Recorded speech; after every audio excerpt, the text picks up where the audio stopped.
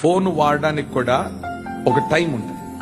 ఈ ఫోన్లు వాడడం వలన కూడా మెంటల్ ఎఫెక్ట్, శరీరంలో నరాలు దెబ్బ పడిపోతాయి. ఈ ఫోన్లు ఎక్కువ వాడడం వలన నీకు తెలియని ఒక వైరస్ బాడీలోకి వెళ్ళిపోతుంది.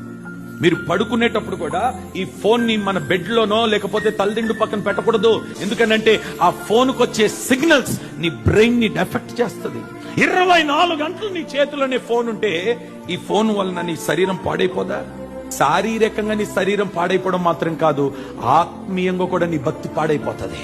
అదొక వైరస్. ఎలాంటి వైరస్ అంటే సాతానుగాడు మనలోనికి ప్రవేశింప చేయడానికి వాడు వాడుకుంటున్న ఆయుధం ఇది. నీకు తెలీదు, నువ్వు మంచివాడివే, నువ్వు మంచిదానివే, నీకు తెలియకుండానే నువ్వు పాపంలోనికి ప్రవేశిస్తున్నావు. ఒక్కసారి పాపంలో ప్రవేశించిన తర్వాత నేను బయటికి లాక్కొని రావడం చాలా కష్టం. నీకు తెలియని విషయం ఏంటో తెలుసా? నువ్వు పై రూపాన్ని చూసి మురిసిపోతున్నావు, కానీ కింద ఫౌండేషన్ పురుగులు పట్టిపోతున్నాయి, చెదలు పట్టిపోతున్నాయి, పునాదులు పాడైపోతున్నాయి. అది పాడు కాకుండా ఉండాలనంటే ప్రార్థన చేయి, వాక్యం ధ్యానించు, దేవుని మందిరంలో కనబడు, దేవుని సన్నిధిలో ఉండు, దేవుని ఆలయంలో కనబడు, దేవుని పాదాలు పట్టుకో. నా దేవుడు నిశ్చయముగా నీ మధ్య సంచరించునుగాక.